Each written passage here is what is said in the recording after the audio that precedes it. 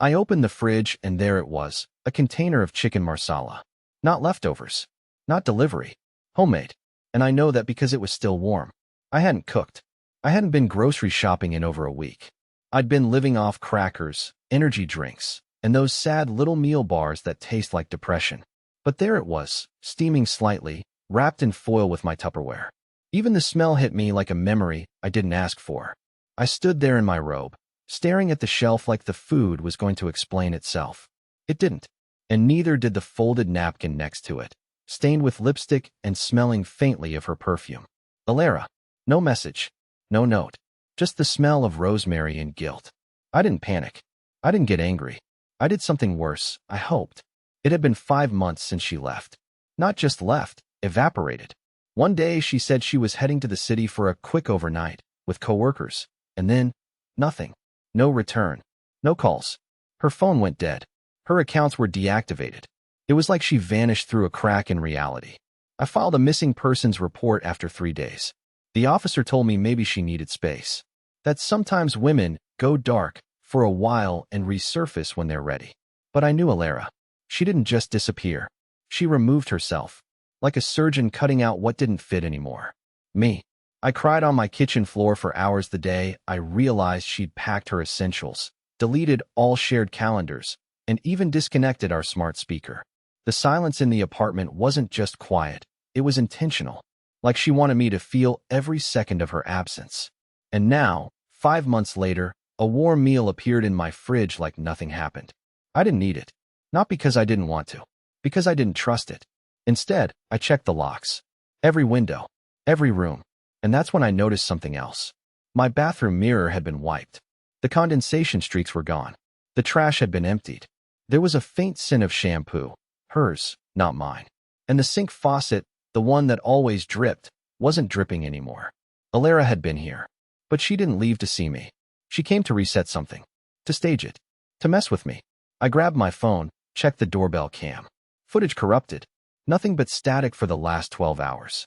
That's when the email came through. No subject. No text. Just one attachment. A photo. Me, sleeping. Taken from the doorway of my bedroom. The timestamp? Last night. 2:43 a.m.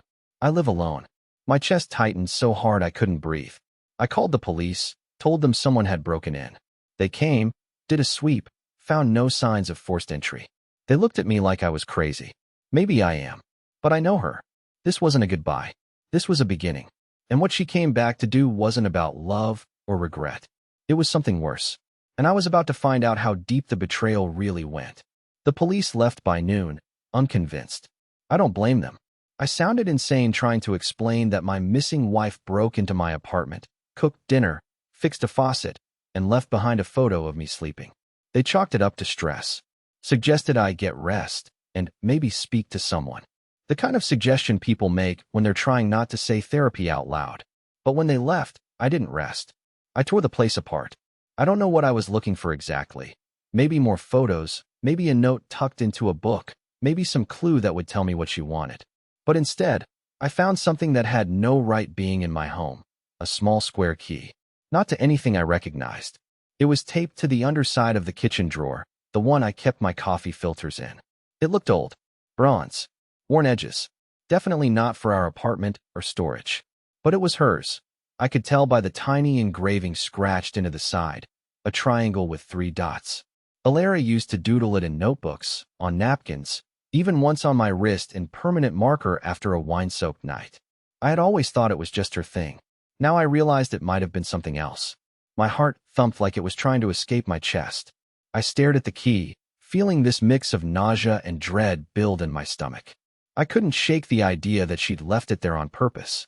A breadcrumb. A twisted invitation. That night, I couldn't sleep.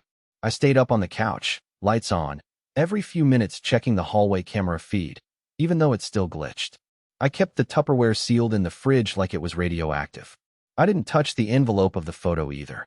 It sat beside me like a cursed object I didn't dare look at again. And then around 3:12 a.m., I heard a sound. A soft, deliberate tap. I froze. Another tap. It was coming from beneath me, from the floor. Not the ceiling. Not the hallway. Under. The floorboards. My apartment was on the second story of a 1920s duplex. Old hardwood. No crawl space. No basement. No animals. Nothing beneath me except wood and air. And yet, the sound was clear, rhythmic, purposeful, like someone gently tapping their fingernail on the underside of the planks. I didn't move for several minutes. I thought about calling the police again, but what was I going to say? Hi, it's me again, the guy with the mystery wife and the phantom lasagna, and now I've got a haunted floor? Eventually, I grabbed a flashlight and got on my hands and knees. The sound had stopped, but I kept tapping on the boards, pressing, sliding my fingers along the seams, and then I felt it. A slight dip in one plank. The third from the wall, under where the bookshelf used to be. I got a screwdriver, wedged it into the side, and pried it loose. It gave way with a low groan. Underneath, instead of dust or wires or insulation, I found a black notebook, a USB stick, and something wrapped in a red velvet cloth. I didn't open it. Not yet. I just sat there, holding those three objects, my hands shaking like I was defusing a bomb. And right then, my phone lit up with a notification. Unknown number. Did you find it yet? I dropped the phone. I wanted to scream, but I couldn't even breathe. My chest locked, like my lungs forgot what to do with oxygen. I was being watched. I had been watched. Maybe for months. She had been planning this. Elara hadn't just walked away from me. She walked away to prepare something. Something she knew I would find only when she let me. Whatever was inside that velvet cloth, it wasn't a gift. It was a warning. And I was just starting to understand how deep this rabbit hole really went. I sat there on the floor for what must have been 40 minutes, maybe more. The air had changed. I don't mean that metaphorically. I mean the temperature in the apartment literally dropped. My skin prickled, and the back of my neck felt like someone was standing directly behind me, breathing just inches away. The velvet bundle sat in my lap like it was alive. I could feel the weight shifting slightly. At first, I thought it was just my imagination or paranoia finally catching up to me. But it wasn't. It moved. Not violently. Not aggressively. Just once. A twitch. Like something inside was stretching. I almost threw it across the room. But I didn't. Because I had to know. My fingers were trembling as I unwrapped it. First a layer of velvet.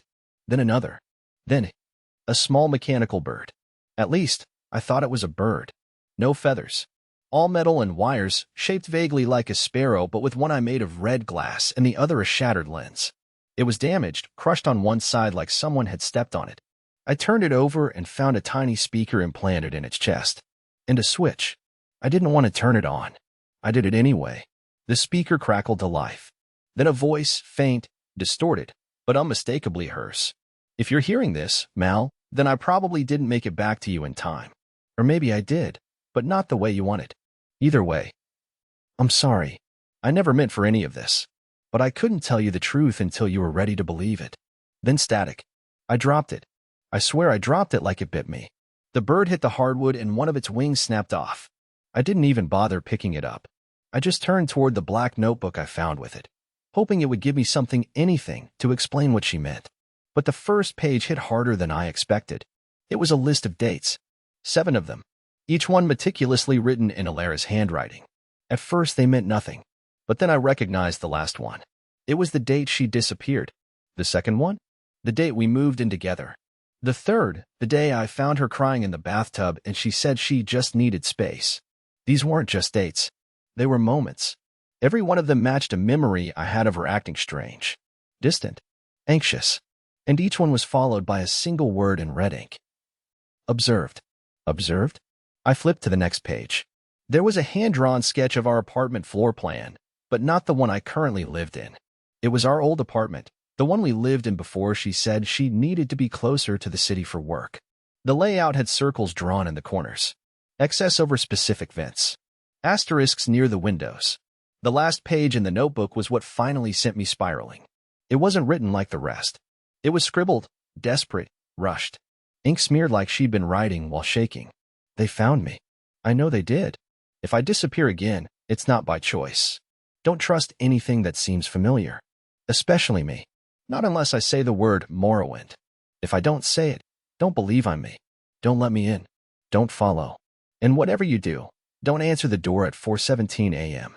No matter what you hear. I slammed the notebook shut. My body went cold. I couldn't think. Couldn't process. My wife was either completely insane, or something was happening that I had no framework to understand. My first instinct was to call someone, anyone. But who? The police? They already thought I was barely hanging on. My sister? She hadn't spoken to me since Elara ghosted. No one would believe me. And then the power cut out. Complete silence. My phone screen blinked off.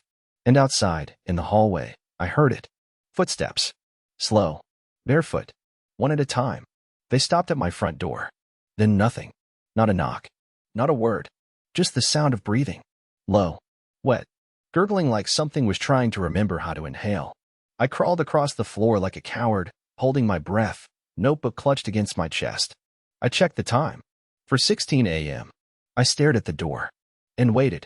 I don't know what I thought would happen when the clock hit 4:17 a.m. I wish I could tell you I stood tall, that I braced myself like a man with a spine. But the truth is, my fingers were trembling around the notebook and I had already peed a little in my pants. No shame in saying that anymore. Because when you're staring at your door and listening to something on the other side exist in a way that doesn't make sense, shame is the last thing you feel. The breathing stopped. Just gone. Replaced by the kind of silence that hums in your teeth. That's when I should have walked away. Gone to the bedroom. Buried myself under a dozen blankets and waited for the sun to rise. But instead, like a complete idiot, I moved closer. Not fast. Not brave. Just drawn, like something was pulling me forward by my ribs. The pee-stained coward in me was screaming not to do it. Elara's words were still bouncing inside my skull like a fire alarm. Don't answer the door. No matter what you hear. But my hand was already on the deadbolt. I didn't turn it. I couldn't. My hand stopped just before the metal clicked. Because I heard it. A whisper. Right on the other side of the wood. Mel? It's me. Her voice. Perfectly hers. Not tired. Not afraid. Not robotic. Exactly the voice she used to use when she was half asleep and asking if I could make pancakes on Sundays. That familiar. That normal. That safe. Which is why it scared me more than anything else so far. Because I knew it couldn't be her. No knock. No rustle. No shadow under the door. Just a voice without a source, delivered with precision, and too perfect to be real. I backed away like the floor had caught fire. My shoulders slammed into the hallway wall as I scrambled backward and nearly slipped on the open notebook pages. And then she whispered again. Still calm. Let me in, Mel. Please. I brought you something. I covered my ears. That's when the doorknob turned on its own. Just half an inch. Just enough to prove it wasn't stuck. I didn't wait for more. I ran to the bathroom, locked myself in, turned on the sink to drown it out, and stayed there for hours. I must have drifted off at some point, because when I opened my eyes again, it was light outside. The morning sun filtered through the grimy window. The house was dead quiet. Too quiet. I stepped back into the living room. The power was still out. The little metal bird lay broken on the floor, now surrounded by ants. The velvet cloth was gone. So was the notebook. The only thing left behind was the USB stick I hadn't touched yet. I didn't want to plug it in. But when your life turns into a nightmare and someone leaves you a digital breadcrumb, you follow it. Because not knowing hurts worse than whatever truth it might hold. I opened my laptop, took a breath, and stuck the drive in. One folder. Labeled, Watch One Alone. Not subtle. Not comforting. Inside, a single video file. Just under a minute long. I clicked it. It was security footage, grainy, black and white, timestamped 5 months ago. The camera showed a hotel hallway. I didn't recognize it. At first, nothing happened. Just a still corridor. Then the elevator doors opened. Elara stepped out. She looked normal. Calm. Like she was going to a meeting. She walked straight down the hall, paused at a room door, pulled a keycard from her pocket. And then she stopped. Froze. Turned slowly. And stared directly into the security camera. Not at it. Through it. I paused the video and leaned forward. Her face, it wasn't angry. Or scared. It was warning me. I hit play again. She took a step closer to the camera, lifted her hand, wrote something on the wall in red marker. 2 words. I froze the frame and zoomed in. He's not me. What the hell did that mean? Then the video glitched, just like my doorbell camera had. Static. Then a single frame flashed at the end before it cut out entirely. I replayed it, slowed it down. The final frame wasn't the hallway. It was my face. Sleeping. Just like the photo from the fridge. Except this time, I wasn't alone in the bed. Something was lying next to me. Something with her hair, but not her eyes. And it was smiling. I don't remember throwing up, but I woke up with bile dried to the corner of my mouth and a throbbing pain in my stomach like I'd been kicked in my sleep. My laptop was still open. The image of my own sleeping face burned into the screen as though it were staring back at me. Next to me in that video, whatever it was something pretending to be my wife. And that smile, it wasn't human. I know that sounds crazy, but no human being smiles like that. It looked like it was practicing how to smile. Like a puppet trying to pass for real. I don't know how long I sat there. Hours, maybe. The light changed outside. I watched it move across the wall in silence, still trying to convince myself there was a rational explanation. A hallucination, a prank, a sick viral campaign for a horror movie. Anything. But I couldn't get around the feeling that I wasn't alone in the apartment, and not just in the ghost story sense. I mean, something was actively observing me from within the space I lived in. Like it already knew what I was going to do before I did it. I tried to call someone. No service. My router wasn't just unplugged, it had been smashed, as if someone took a hammer to it. My phone showed no SIM, which was impossible. I never removed it. I opened the back, and sure enough, it was gone. Someone had removed my SIM card while I slept. Just like someone had taken the notebook. And the velvet cloth. The walls were closing in. I had to get out.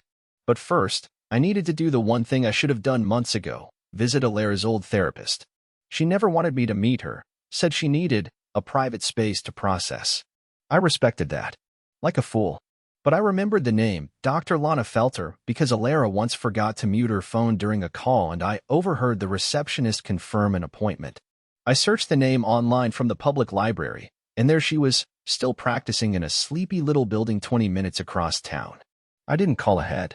I just showed up, breathless, shaking, holding the printout of Elara's last video frame like it was evidence in a murder trial. The receptionist was kind, clearly concerned by how unwell I looked. She said Dr. Felter had recently retired, but agreed to let me speak to her briefly. A few minutes later, I was sitting in a warm, floral-smelling office that felt violently out of place in my current mental state. Dr. Felter was in her late 60s, calm-eyed, with a quiet confidence that felt almost too perfect until I said Elara's name. Something in her face changed. Not fear. Not surprise. Resignation. I was wondering when someone would come, she said, folding her hands in her lap. I didn't understand. I asked if she'd heard from Elara recently. She shook her head. Not since last winter. But she left something for you. For me. She assumed you'd come here someday. If things went wrong. Dr. Felter stood, walked to a cabinet behind her desk, and pulled out a small wooden box. It was sealed with wax and marked with the same triangle and 3-dot symbol I'd seen on the key. She handed it to me like it weighed 100 pounds. I wasn't supposed to open it. And I didn't. But I'll tell you this. Whatever Elara was involved in, she wasn't crazy. Paranoid. Maybe, but not delusional. She believed something or someone was observing her life in real time and replacing things. Moments, objects, even people. I opened my mouth, but nothing came out. The weight of her words sank into my bones. She kept saying the phrase temporal misalignment. Dr. Felter continued, and she once told me, he won't believe me until he sees himself forget something he never experienced. I didn't understand at the time. I still don't. But the fear in her eyes was real. My hands trembled as I took the box. Did she say anything else? Dr. Felter hesitated, then said softly, yes. She said, tell him if he ever sees me again, but I don't remember the shape of our first apartment. He has to run.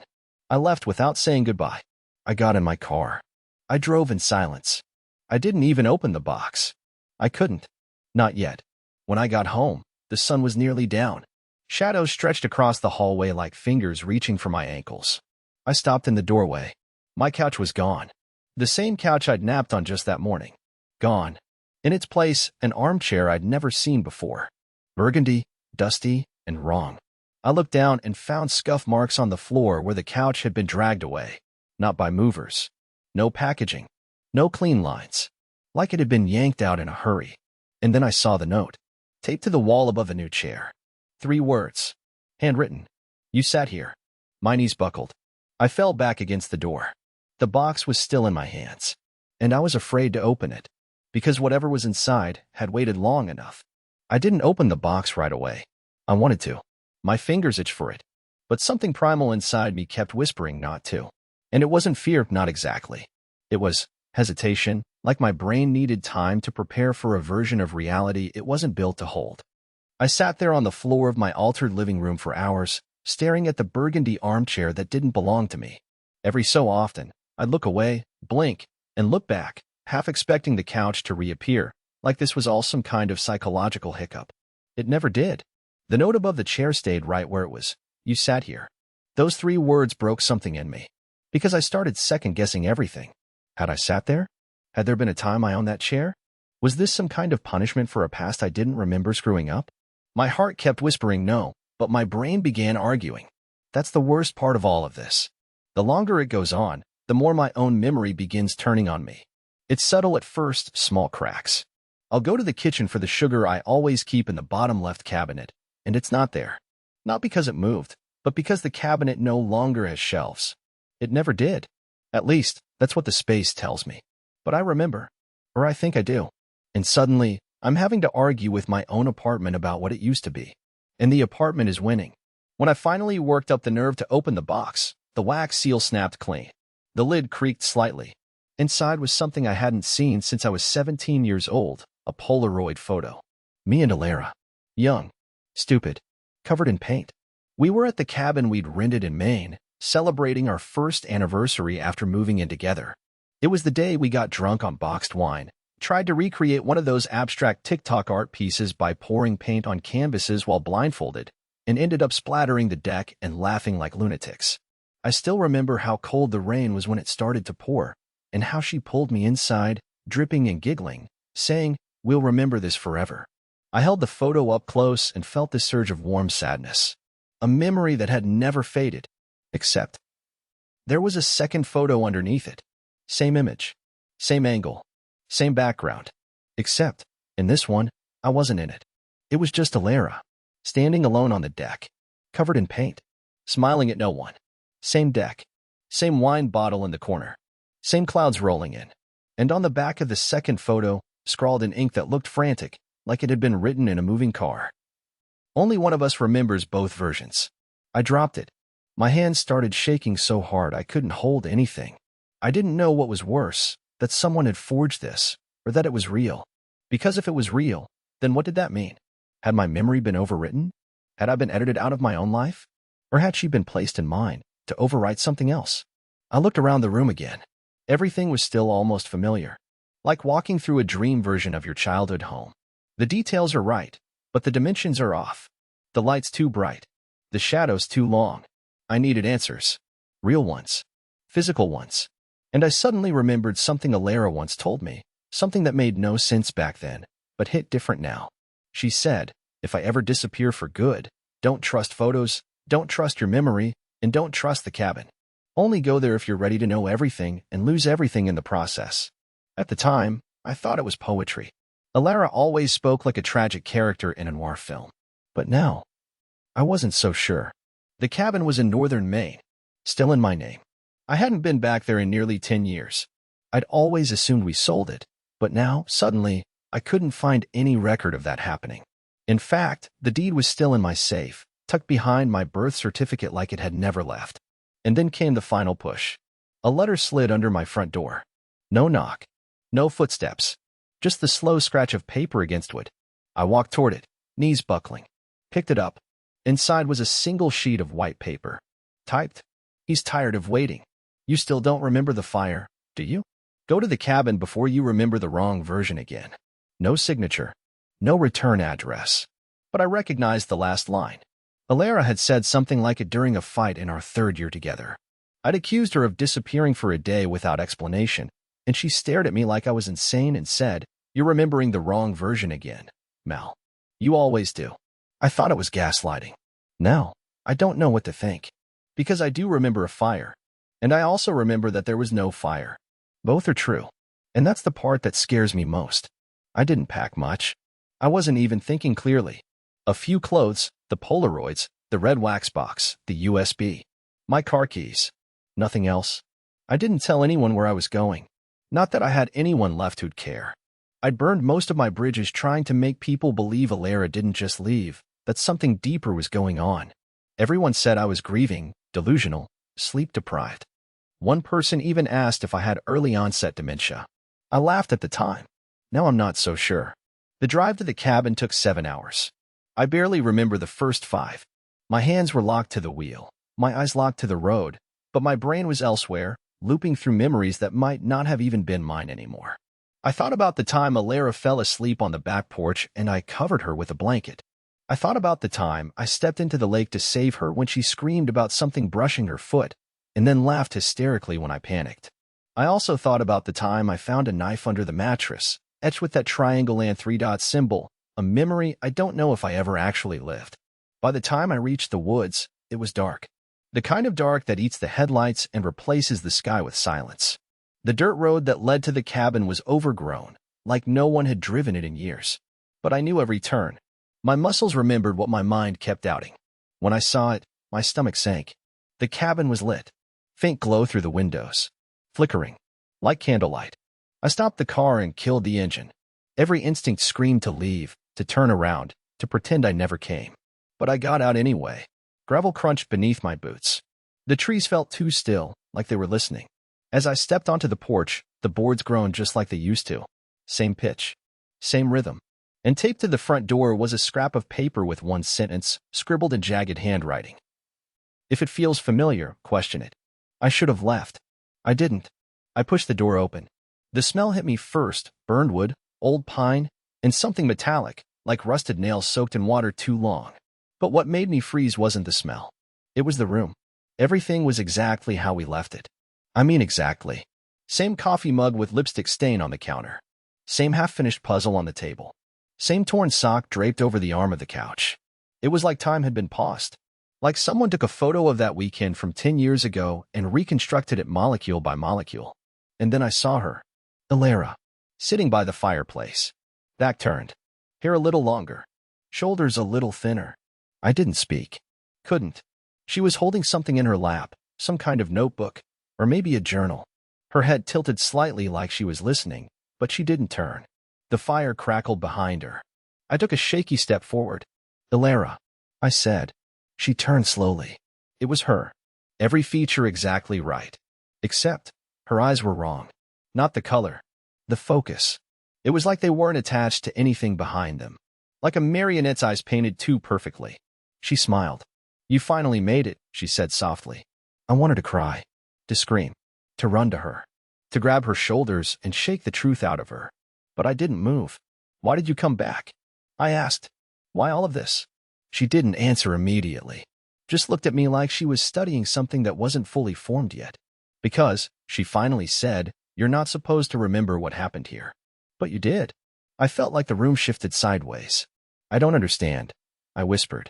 No, she replied, you don't. But you will. She stood, slowly, deliberately, and walked to the bookcase against the far wall. She reached behind it and pulled out something wrapped in burlap. Unrolled it. A mirror.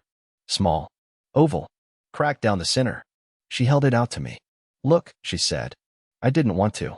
Every cell in my body screamed not to. But I looked. And what I saw wasn't me. It was a version of me, slightly off. The face was mine, but aged in the wrong places. The eyes were too still.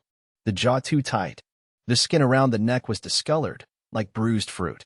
It blinked after I did. I stumbled back. Elara, what is this? She looked down at the mirror, almost pitying. That's not a mirror, Mal. It's a filter. A filter for what? For you. My breath caught. What are you talking about? I came here for answers, not riddles. I want to know what's real. I want to know if I'm losing my mind or if something's really. You're not losing your mind, she said, calmly. She turned the mirror toward herself. And in it, she vanished. Just the cabin behind her. An empty frame. No reflection. Elara. I'm not the one who disappeared, Mal. You are. I couldn't speak. My lips moved, but there was no sound. I tried to hold on to you, she whispered, her voice suddenly trembling. But they don't let people stay once they start remembering the wrong version. They correct things. They remove pieces. My knees buckled. I fell into the nearest chair. Not the couch. The burgundy armchair. The same one that replaced my couch back home. You sat here, I whispered. She nodded, tears in her eyes. You always do, she said. Then everything shifted. The air. The light. The fire snuffed out like a breath. And the walls began to pulse. Like the room was alive. And something behind the mirror knocked. Once. Twice. Then silence. I don't know how long I sat there, frozen in that armchair that wasn't mine but somehow always had been. The fire was gone, the walls of the cabin pulsed with a breath I couldn't see, and the mirror, still in Elara's hands, seemed to ripple like water, not glass. The version of her that stood before me was no longer pretending. Her smile was less human now. Not threatening. Just tired. Like a worn photograph that had spent too long in the sun. You said I disappeared. I managed to whisper, voice raw. Then what am I now? You're a fragment, she replied, kneeling beside me. But not broken. Just waiting to be made whole again. They tried to overwrite you, to replace the parts of you that remembered the truth. I shook my head, tears in my throat. Why? Why me? Because you saw the seam, she said softly. And once you see it, you can't unsee it. You notice the fridge, the couch, the little things that never belonged. That's how it starts. But unlike the others, you didn't forget. You refused to forget. The cabin grew quiet again. The strange pulsing slowed. The mirror began to dim, fading back into a regular reflection, and in it, I saw her again. The real her. No glitches. No filters. Just Elara. My Elara. Eyes full of warmth. Hands that once held mine without secrets. She looked at me the way she did when we were first falling in love, unsure of the world, but absolutely sure of each other. She placed the mirror gently on the floor and took my hand. I'm giving you the choice, Mal, she said. You can remember the pain, the loss, the truth, and carry it, always looking for what's real. Or, she hesitated, or you can let go, not forget. Just let go of the fear. Let go of the idea that something was taken from you. Nothing's missing. You're here. I'm here. I stared into her eyes. For the first time since this nightmare began, they weren't confusing. They weren't foreign. They were home. I closed my eyes. And I let go. Not of the memories, but of the obsession. Of the need to dissect every oddity. Of the fear that my reality was a lie. Because maybe, just maybe, reality isn't about absolute truths. It's about belonging. And I chose to belong here. I opened my eyes, and the cabin was warm again. Sunlight poured in through the windows. Real sunlight. The kind you feel in your chest. The fire crackled gently. The couch was back. The Polaroids were still on the table. And Elara, still holding my hand, smiled without tension. No distortions. No fading. Just her. Just me. Alive. Whole. We left the cabin together. The trees swayed with a breeze that remembered our laughter. The sky opened with soft blue clarity. My car was waiting, but we didn't rush. We walked. Slow. Hand in hand. Two people who had seen too much and survived it. Not because we solved some grand cosmic puzzle, but because we chose not to be afraid of what we didn't understand. And as we reached the clearing, the last note she had written floated down from the trees like a leaf on the wind. I caught it. 5 words. In her handwriting. You were never really gone. I looked at her. She smiled. And for the first time in what felt like forever, I smiled back, fully, honestly. Because I finally believed it.